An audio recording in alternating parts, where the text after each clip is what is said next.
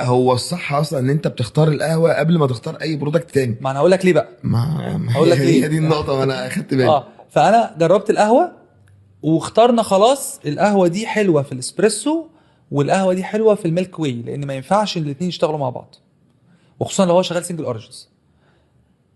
طيب واللبن اللي هستخدمه اهو خلاص كده تمام. تعالى بقى نجرب دول مع كل السيربس والصوصات اللي موجوده في مصر.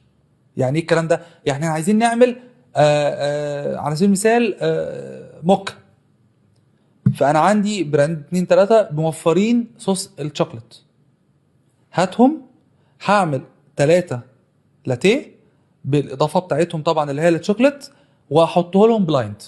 انا معلمهم دول، ايه رايكم؟ استحاله كله هيقول لي نوع واحد، ولكن ابقى دايما باخد الاكتريه. فالاكتريه قالت ان البراند ده مع نوع القهوه دي مع نوع اللبن ده هي احسن تيست، يبقى انا هشتغل في الشوكليت بالبراند ده. واللي مش شرط في كافيه تاني هشتغل بيه.